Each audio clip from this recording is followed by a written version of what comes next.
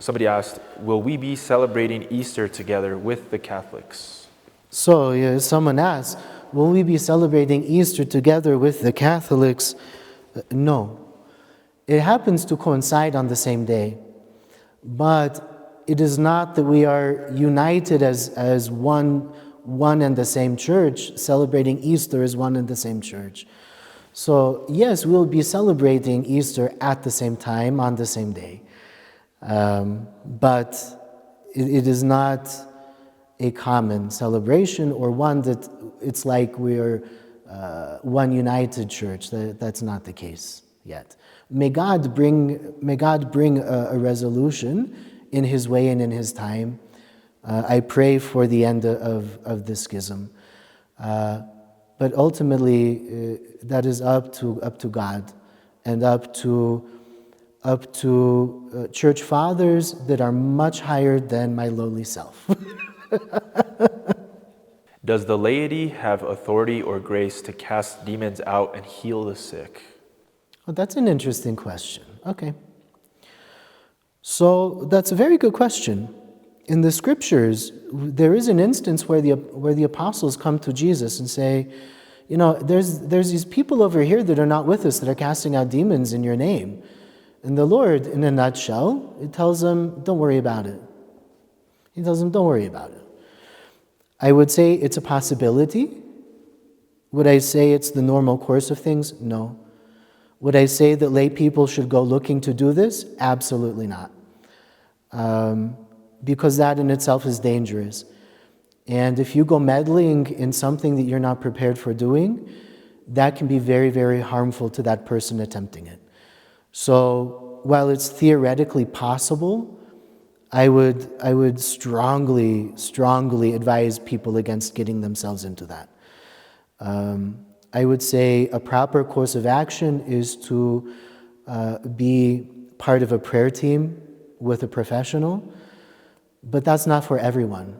And it takes very special characteristics, graces, a very high-level prayer life, and a solid psychological state. You must be very, very solid and not have any problems in that regard, and must be living the life of a solid Christian. So I would say, theoretically possible. I would say, I don't go looking for that, and because you can get into very deep trouble doing that. So, in Greek we say proshochi, watch out. Should we address non-Orthodox priests as father? That's an interesting question. Okay. So, that's a good question. Should we? I will answer this not from a theological point of view, but from a practical, everyday point of view. In my interactions with, say, Catholic priests, or Coptic priests, or Armenian priests, I address them as father if they introduce themselves as such. And I know they're a Catholic priest or one of the Oriental jurisdictions priests, because that is respect, that's civility. And when I say that, I do not mean it with any theological connotation, purely as being polite and respectful. Why does the Orthodox Church have beautiful buildings? Why are things covered in gold? Why does everything have to be extravagant? Shouldn't that money be better given to the poor and helping the needy? Great question. That was pretty much the sentiment of Judas Iscariot. Although his motive was greed. But he criticized the sinful woman who brought the costly ointment to anoint Christ for his burial. The apostles didn't know it at the time. Jesus had to tell him, this is why she did this. And then he says, the poor are always with us. But if you look at the Old Testament, God is very, very serious in giving direction in minute detail how he's to be worshipped. How to build the tabernacle, right? How to build the tent, right? How to build the temple.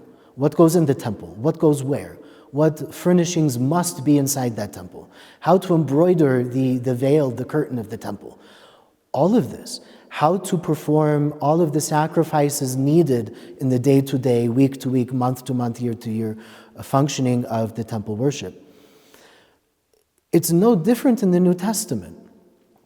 We received direction how to worship. We were taught how to worship by the apostles themselves. So also, if you look at synagogues from the time of Christ, they're covered wall to wall in Jewish iconography. So this is not something new. This comes to us from the Old Testament tradition that was dictated by the Almighty himself. That's point one. Point two, I would say, that we strive to give our best to God in thanksgiving to him for the innumerable blessings he has given to us. So we want to give God the very best that we can. So from that perspective, it was not, in most cases, the rich who built the church. It was the poor. In my last parish, it was built in 1916 by Greek immigrants who came to work in the coal mines. They were not rich people. They were poor. But they wanted a church. And they wanted it to be beautiful like the churches they had in Greece, where they came from. So it was the poor themselves who wanted the church, who sacrificed and saved for the church, and who made sure that they had a church for them to worship in. So in many cases, it's the poor themselves that spearhead a church. It's the poor themselves that give. In some of the most ancient churches, they were gifts of the emperor to the church. St. Constantine gifted St. John the Lateran Basilica, St. Mary Major, and others to the church. So they were already grand buildings. But then too, Christianity embraces all walks of life. So the wealthy also gave in proportion to the blessings they received. And all of this for the greater glory of God, without neglecting the poor either. It was always the church that ministered to the poor. There were no social services for centuries. That's a modern thing. It was the church who took care of the poor. And they did that, in addition to having a beautiful church for God. And guess what? Even the poor and the destitute were always welcomed in those beautiful churches. And those who were poor and destitute would give what they could, so that the church that feeds them, the church that nourishes and cares for them, the church that connects them to God is also beautiful. We read from the Old Testament about how these sacred vessels must be made. They have to be made from a precious metal. We can't use wood. We can't use, God forbid, Dixie cups. No. It must have at least a plating of a precious metal. Why? Because it comes into contact with the body and blood of Christ. So it must be fit for the King of Glory. But all of this happens without us neglecting the poor. So, one, that sentiment was shared by Judas. And two, many of our beautiful churches were built by the poor. Such was the case in my former parish. Anyway. I want to piggyback off of that and ask a couple of follow-up questions. Mm-hmm. So I think in our modern society, a lot of atheists and Protestants, they misunderstand the apostolic traditions, Catholics, Orthodox, Orientals, and yes, they think that because the churches are so extravagant, that means that the priests are living in luxury. And you're rich, and their bias comes from seeing how Protestant pastors live, and a lot of them do live in luxury and wealth, and they don't have any problem displaying that. So they assume that for the priests as well. They say, oh, it must be the same with the Catholic and Orthodox priests. They're living in all this luxury. So that's one point that I wanted to bring up. And my second point is a lot of times atheists and Protestants alike accuse the Orthodox and the Catholics of not doing anything for the community, for the world, because they don't see it. They assume that it doesn't happen. What type of charity and acts of service does the church engage in as it relates to the community? Great follow-up questions. So I will tell you this. In the case of your average parish priest, we do not live in luxury. We usually live like everyone else in our parish. We're provided a salary to provide for our housing, our car, and I own my own car. The church did not pay for my car, but I get an allowance because I have to use my car to travel, to visit the sick, to celebrate the Holy Mysteries that may or may not be within my parish, to feed ourselves, to clothe ourselves, and you can see my car outside. I drive a Jeep, and it's not an old Jeep. It's not a brand new Jeep. So too, you won't see me taking extravagant vacations or eating very often in a 3, 4, 5-star restaurant, unless I'm taken there by a parishioner. So we largely do not live lives of luxury, and that's not the point of being a priest and serving the church. We serve the church out of love for God and love for people, and we get a remuneration that is comparable to what is a fair salary in the community you are in. I don't know any one priest who owns a private plane or whose church or 501c3 owns a private plane or several. That's unheard of with us. Some of our parishioners do that have had great success in life. I've never been offered a ride on one. Oh, except once. I take that back. There was once. But that's not it. I don't wear custom suits. This is my uniform I'm wearing.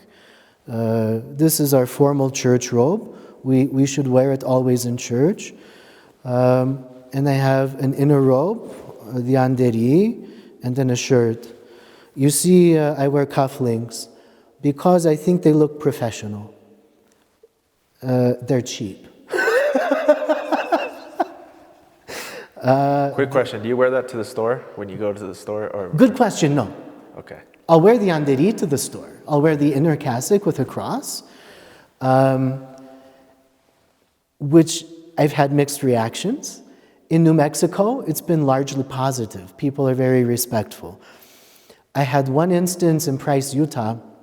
I was going to the post office to check the mail, and this gentleman comes in, older gentleman, and he looks me up and down and he says, "This is what our country has come to, that men are wearing dresses around town." And my first reaction is I wanted to die laughing, but I tried not to. I gave him a blessing and said, I'm a priest, and this has been our uniform for a couple thousand years.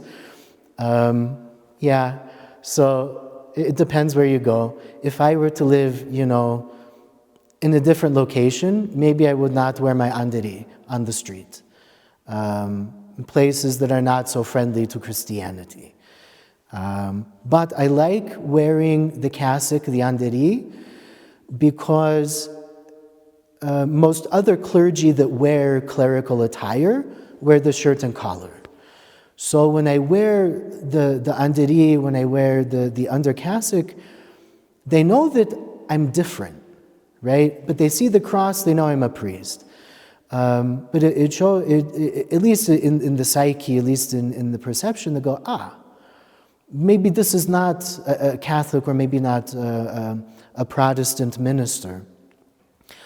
And I'll tell you, I was driving from Price to Santa Fe during my move, and I stopped in, I think it was in Tremonton, or it was a little bit south of there. And I had to fill the car with gasoline and get a soda. And the guy behind the counter goes, "Father, you're Orthodox," because how I was dressed. And I said, "Yes." I said, "You're Orthodox?" "Yes, my family's from Bulgaria." Oh my gosh. So things like that make my day. But it depends. Now, would I wear all my formal stuff? No. Just the andere and a little cross. And I think some people get comfort in that, seeing that, there's a priest here, and it attracts people. So I was driving to Albuquerque, and I stopped at one of the pueblos, I forget which one, and there was a woman who came up to me and said, "Father, my son just died, do you have a rosary?" And I said to her, "I'm so sorry, I don't have a rosary. But tell me his name." I wrote it down. I said, "I will pray for your son, and I pray that God comfort you." So I will get people come up to me in public that I don't know. They will ask me for prayers. They'll ask me for advice. I was in Walmart in Utah, and this guy come up, he says to me, "Hey, you're a priest?" "Yes." "Hey, do you do exorcism?" "Yes." "I got 2 kids in the car." I said, "Usually it begins with the parents," and I gave him a blessing. Anyway. Now, there was another part, or no? About the acts of service that the church participates in. Thank you. Okay, so, the Orthodox Church is not good about advertising our charitable works. Part of that is that we don't want it to be seen. We do it because we love and we're commanded, not because we want recognition. So on the parish level, in my previous parish, and every Greek Orthodox church has a philoptochos. It means friends of the poor. It's the charitable organization of the parish.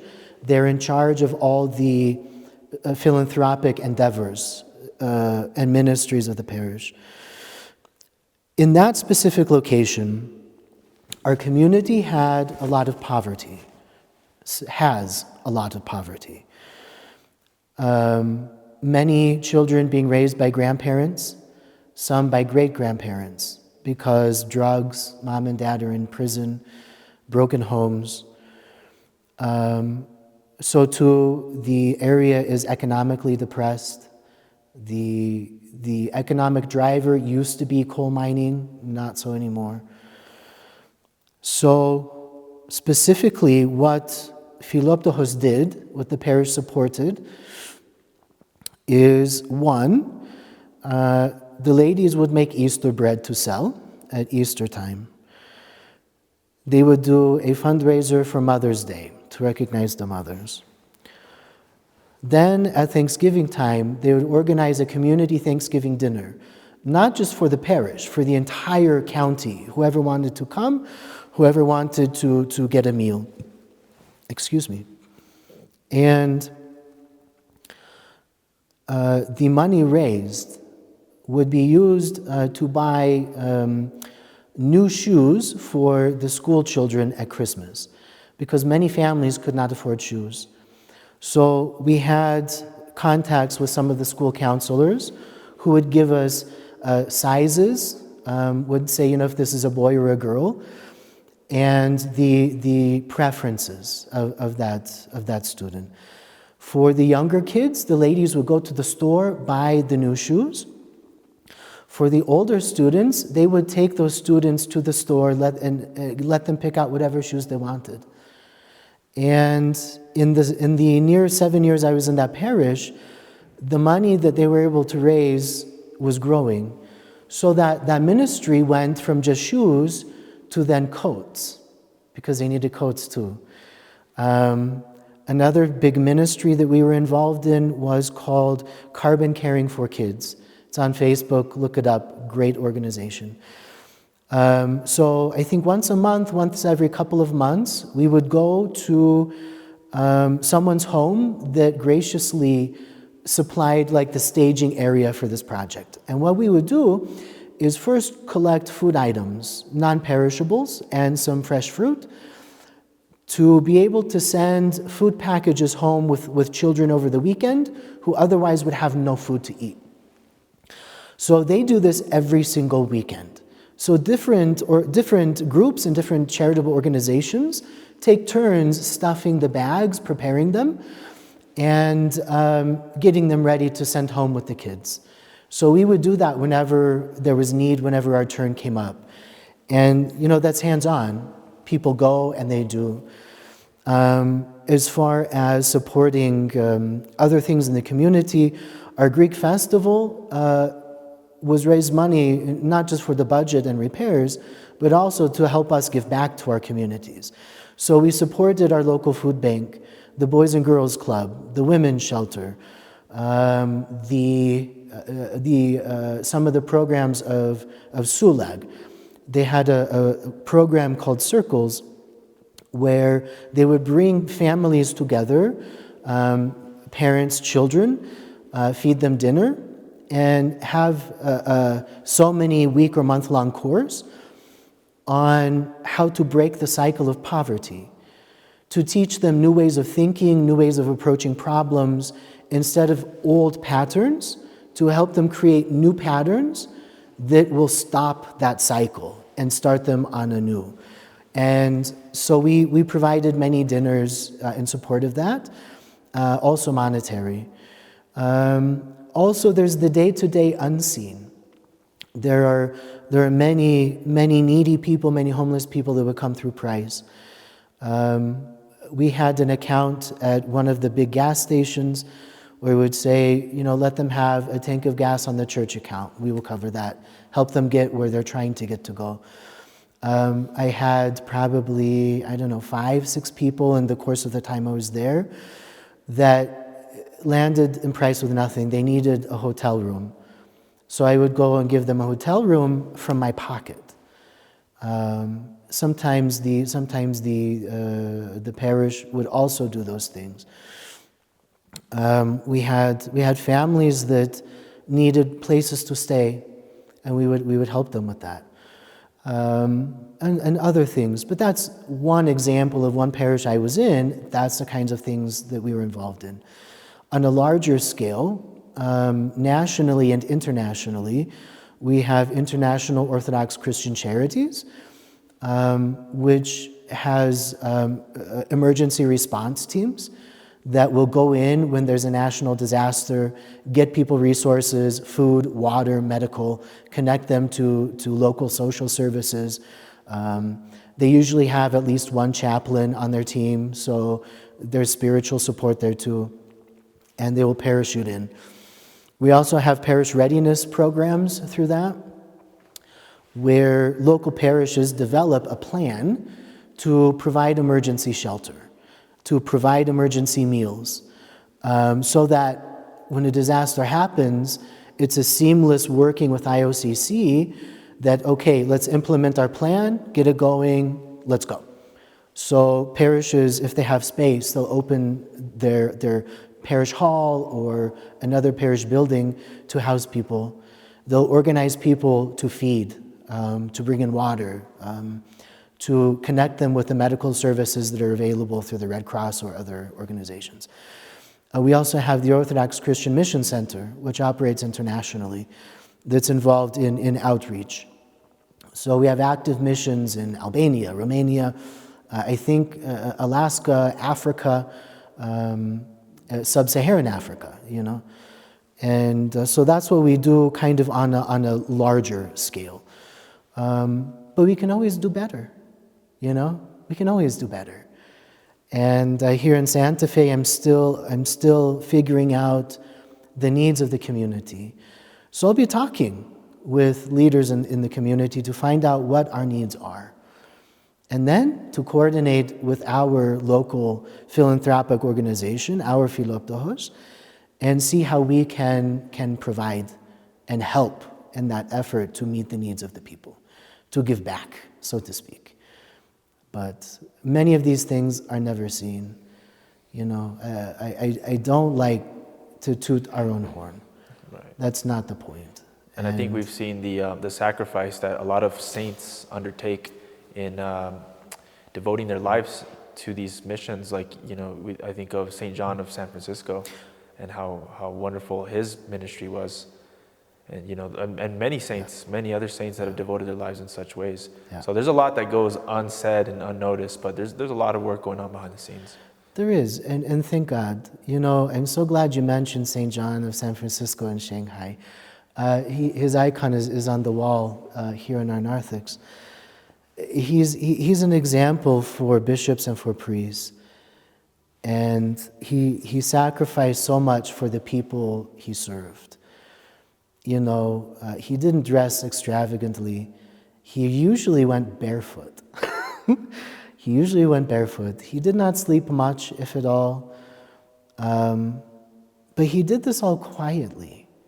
He did this without drawing attention.